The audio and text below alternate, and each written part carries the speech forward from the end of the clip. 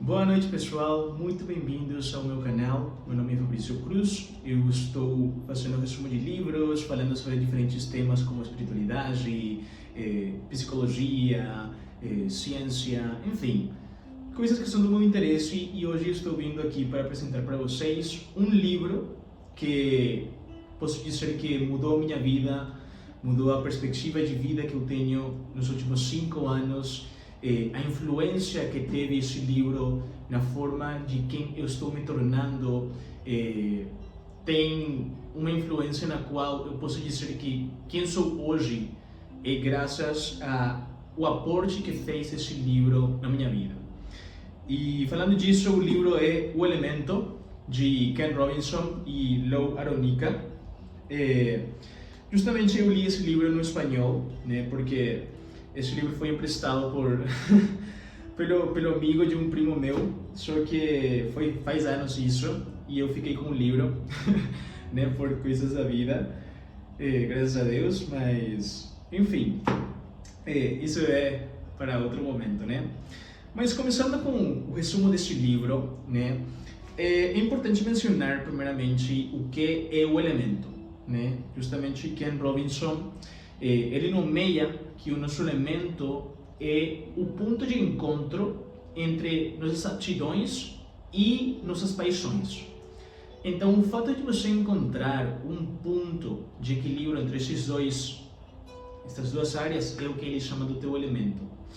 Então, o livro começa falando a história de Gillian Lynn, que justamente ela é hoje uma dançarina de balé, mas hoje ela tem sua própria academia de dança, seu próprio teatro lá em Londres.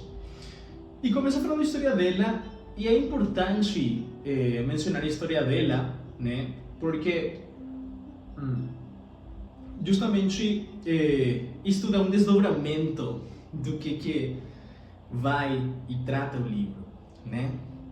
Justamente ele menciona que ela era uma menina que era muito inquieta. Ela não conseguia ficar quieta nas aulas. Os professores na escola dela já começavam a mencionar que ela tinha problemas de atenção, né? Então isto foi uma chamada de atenção para seus pais. E falaram que ela precisava ir para o psicólogo, basicamente.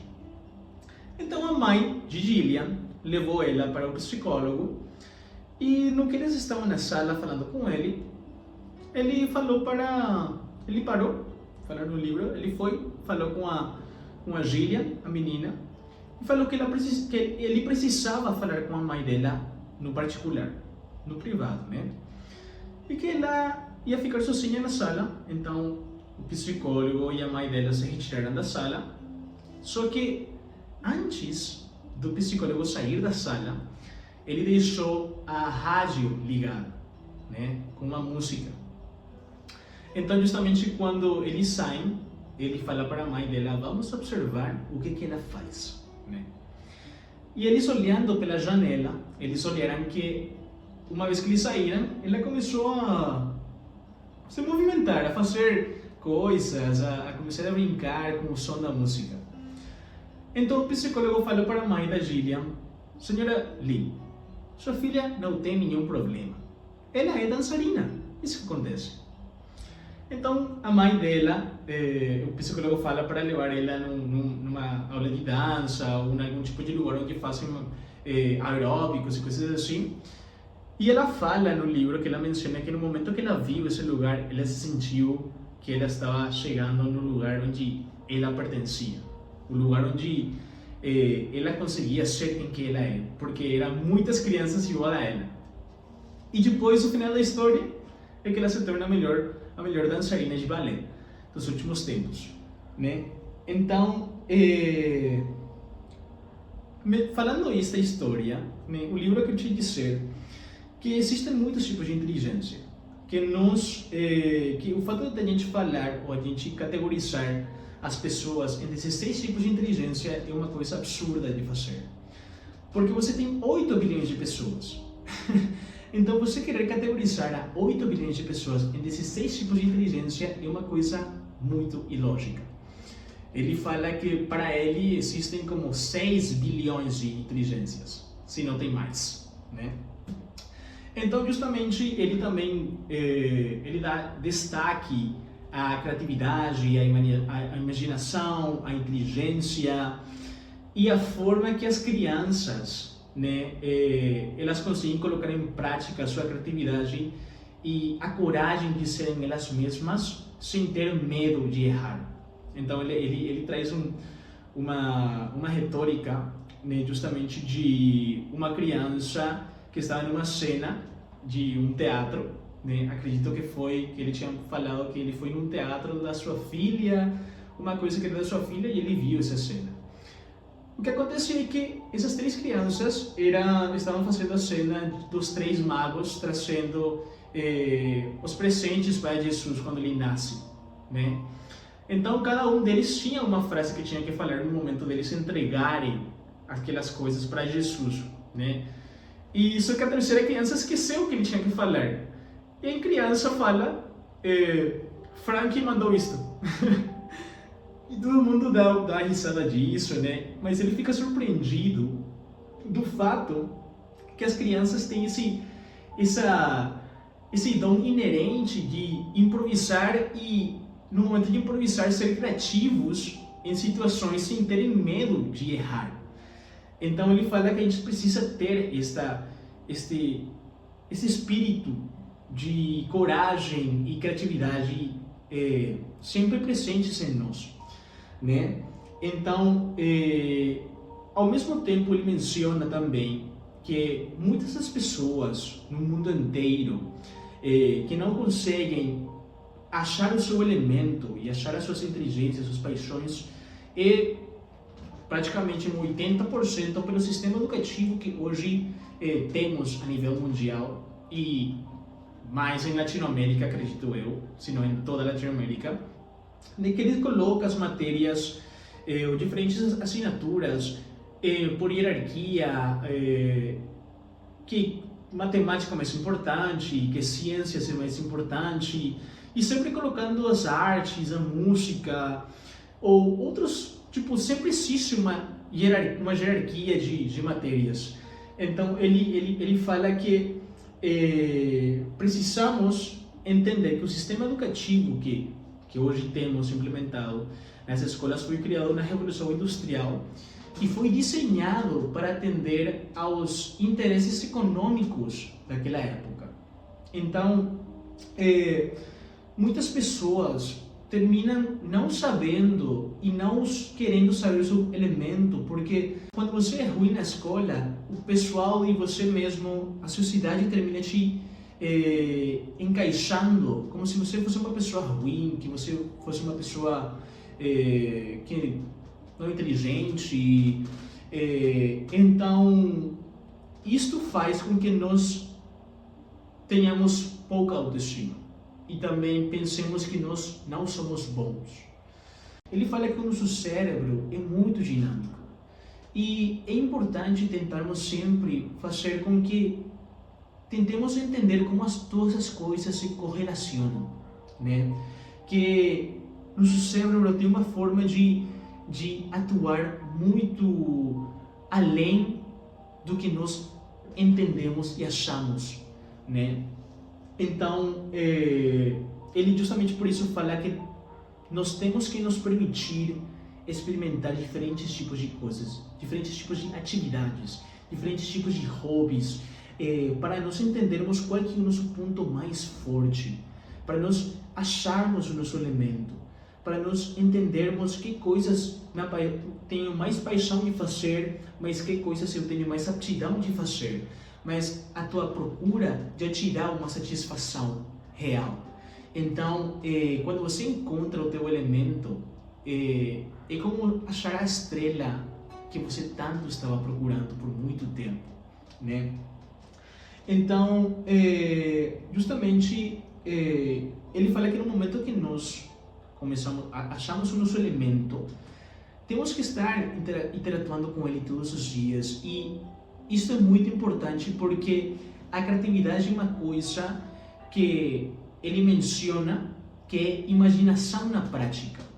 Então, a importância da imaginação, que é justamente um atributo que as crianças mantêm muito presentes, né? É que, primeiro que tudo, temos que entender que a imaginação foi o que nos fez sair das cavernas para uma sociedade evoluída, né? Para criar o que hoje conhecemos as cidades, né? Sem a imaginação, porque alguém em algum momento imaginou isto. E a criatividade é colocar a imaginação na prática. A palavra vem de criar e atividade. Então, a conjunção dessas duas palavras cria a criatividade. Então, você colocar criatividade todos os dias na tua vida, nos seus elementos, faz com que você sempre esteja se redescobrindo novas formas de você fazer as coisas.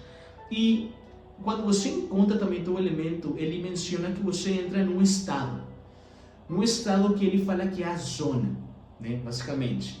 Mas esse estado é um estado que você consegue fluir, você consegue sentir satisfeito, que você está cumprindo o teu dever, quando você está conseguindo fazer que aqueles objetivos que você tenha em mente, você está conseguindo colocá-los em prática.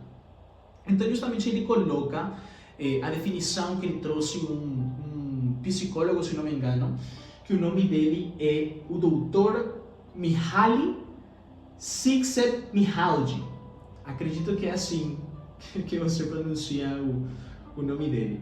Mas ele fala que este estado é a energia psíquica, né? A energia psíquica, que seria o foco, se centrando e focando em objetivos realistas na procura de colocar nossos conhecimentos em ordem.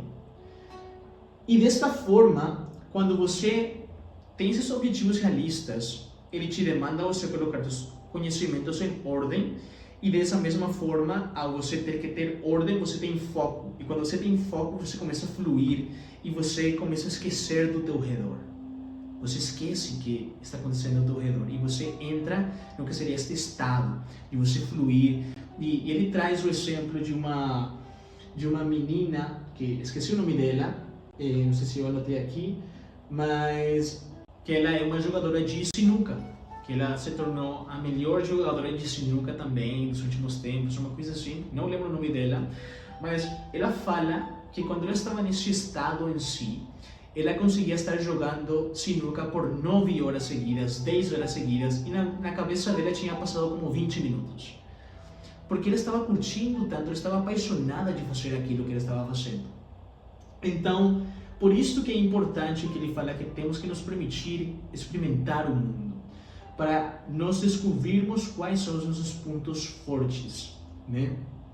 Então, a partir disso, temos o poder da imaginação, temos a criatividade e temos a inteligência, que a inteligência vem em conjunto com a criatividade, né? Que esqueci de mencionar uma coisa importante.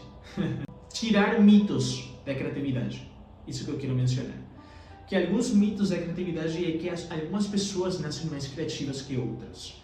Mas a criatividade é uma coisa que você tem que colocar em prática em todas as áreas da tua vida. No empreendedorismo, na ciência, na música, nas artes, em fazer... Para você solucionar qualquer tipo de problema, você tem que colocar inteligência e criatividade. E a criatividade é uma coisa que você aprende, não é uma coisa que você nasce. Algumas pessoas falam e dizem que não são criativas, mas você aprende a ser criativo. Então ele traz o exemplo de que você não pensa que uma pessoa que não sabe ler ou escrever é porque ela tem um problema. A maioria das pessoas, pelo menos ele menciona desta forma, pensam que aquela pessoa não aprendeu ainda, entendeu? E da mesma forma é a criatividade. A criatividade é uma coisa que você aprende praticando, né? Então, mencionando isso também, ele vai falando que, vamos supor que você tem medo de você, no momento que você acha o teu elemento, você tem medo de se desafiar a estar no teu elemento. E ele menciona que tem vezes que você precisa sair da cultura que te rodeia, isso quer dizer amigos, familiares, pessoas, para você conseguir colocar em prática o teu elemento e para você conseguir se achar a você mesmo. Porque o teu elemento é o que faz sentido à tua identidade. O teu elemento é aquilo que te faz entender quem você é na tua pura essência e autenticidade. Porque sem aquilo você não consegue se imaginar não fazendo isso. E conforme você vai fazendo mais aquilo, você vai se achando mais, você vai se redescobrindo mais, né? Então, esse primeiro ponto é importante porque temos uma visão errada do mundo, ele menciona.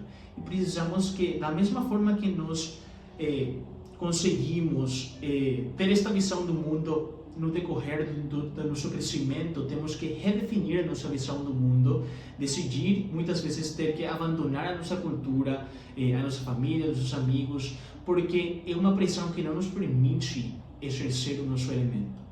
E esse é basicamente um preço que você paga.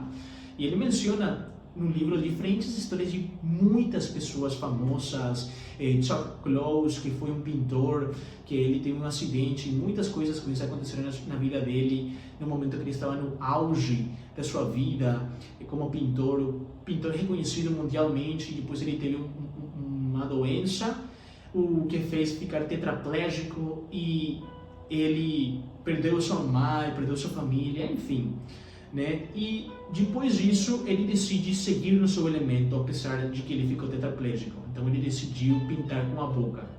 E quando ele decidiu pintar com a boca, ele criou um estilo totalmente diferente. Ele decidiu permanecer no seu elemento, apesar dos desafios que ele tinha, né?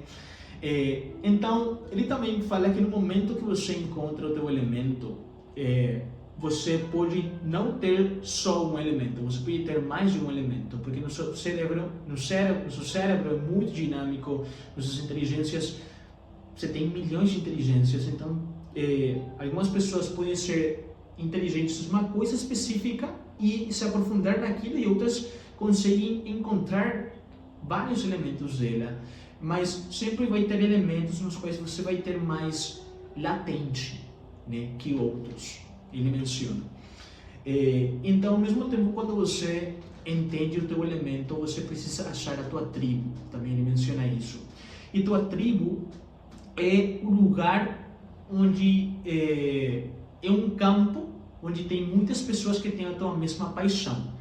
Pode que você não curta delas, que você não tenha o mesmo interesse que elas na vida ou filosofia de vida, mas vocês compartilham uma mesma paixão. Então, o campo seria isso, e o meio, justamente ele tem o domínio, o meio e o campo.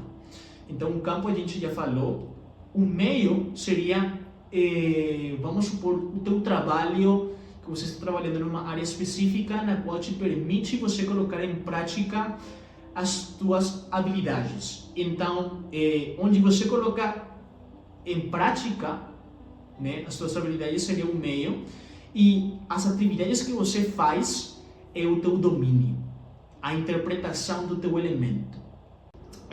Fala que as tribos nos dá inspiração ao acharmos a nossa tribo, nos dá inspiração e ao mesmo tempo nos dá um convite provocativo a que temos que elevar as expectativas dos nossos logros. Porque ao você estar com pessoas que têm a mesma paixão que você vê que cada uma delas pode ser tribos competitivas ou podem ser tribos colaborativas, mas são lugares onde você compartilha a mesma paixão. Então, isto faz com que você se dê esse convite provocativo de você querer se tornar melhor cada vez mais no teu elemento, entendeu? Então, ele também menciona que você tem os times criativos, que são justamente as pessoas que são diferentes que você, têm diferentes personalidades, formas de ser, mas vocês, ao compartilharem, né, um objetivo em comum, vocês podem criar grandes coisas. E ele traz como exemplo o caso dos Traveling with Wilburys, que é uma banda musical que foi com Bob Dylan, George Harrison, e eles criaram um álbum musical de uma forma aleatória, né? E cada um deles tinha estilos diferentes, mas eles fizeram com que a falta de alguma habilidade minha, você consiga compensar isso. E eu estou compensando a falta da habilidade da outra pessoa. E é um time dinâmico, que consegue se ajudar e ver, trabalhar no que vocês compartilham, em vez de focar nas coisas que os dividem. E também ele traz o exemplo do presidente Lincoln, que justamente quando ele escolheu o seu gabinete, ele colocou pessoas que estavam totalmente em contra dele, pessoas que achavam que eles mereciam mais a presidência que ele mesmo. Mas ele olhava essas pessoas que tinham um objetivo em comum, que era melhorar o destino de América. Então, ele menciona que as pessoas estavam assim discutindo, tinha debates assim, mas sempre com o objetivo principal, né? Melhorar a América. Então, ele menciona isso e tem uma frase, né, para terminar, duas coisas, para terminar um pouco do resumo desse livro, né? Quando você decide, basicamente, escolher um destino confortável em vez de um que vai te levar à satisfação para você mesmo, né? Na tua identidade. Quando você escolhe um trabalho confortável, um trabalho que talvez não vai ser muito estressante, mas te dá teu salário, enfim, um estado confortável, né? Que às vezes a gente escolhe isto pelo nosso próprio bem. E também muitas pessoas, às vezes, quando você está no teu elemento, a tua família, teus amigos vão falar que você tem que parar de fazer isso. Porque eles querem o teu bem, né? Eles veem que é muito difícil e eles querem o teu bem. Mas você tem que entender que fazer uma coisa por teu próprio bem, poucas vezes é por teu próprio bem, se isto conseguir fazer com que você seja menos de quem você realmente é. Repito, fazer uma coisa por teu próprio bem, poucas vezes é por teu próprio bem, se isto consegue que você seja menos de quem você realmente é. Então, enfim, acredito que isto, né, o livro traz muito mais conteúdo. Acho que isto é só uma pequena, uma pequena casca do bolo, sei lá, né, a cobertura do bolo do que é este livro em si, porque esse livro tem mudado minha vida, de quem eu estou me tornando, de quem sou eu. Posso dizer isso deste livro? Antes de eu terminar com este vídeo, ele traz uma coisa interessante que agora lembrei que tenho que compartilhar para vocês, que ele coloca essas imagens, né? Ele, ao trazer este tipo de imagem, ele vai trazendo várias, né? Ele vai fazendo como um desglose dos planetas que a gente tem descoberto até agora. E ele começa a explorar e te fala assim, olha a maravilha do universo. Ele te fala assim. Então, quero que você olhe a grandeza desse universo, o gigante desse universo, e a miniatura que você é, a pequenice, tipo, que você é. E às vezes a gente não se permite ser nós mesmos, trazer o nosso elemento, ser o nosso elemento, porque o nosso elemento que faz ter sentido a nossa identidade. E olhando todo este universo gigante, você está permitindo que pensamentos pequenos, em comparação com esse universo, não te permitam ser a tua identidade. E ele fala simples assim, faz as pazes com a vida e siga adiante. Esse universo gigante para você se permitir preocupar pelas coisas que você não tem controle. Segue a tua vida, seja você mesmo e segue para adiante. Quando você começa a colocar o teu elemento, muitas coisas vão ser redescobertas de novo. Você vai descobrir coisas novas, mas você vai viver uma vida com grandeza, uma vida com satisfação e uma vida que você vai dizer no dia de amanhã: eu tentei, se não deu certo, beleza, mas eu fui lá e descobri se isso era para mim. E acredito que seria isso, um pouco do que traz este livro maravilhoso, né, que tem me aportado muito na minha pessoa em achar os meus elementos. E seria isto neste episódio para vocês. Muito obrigado, gente, e espero vê-los novamente. Ou que vocês possam me ver a mim, né? Tchau, tchau.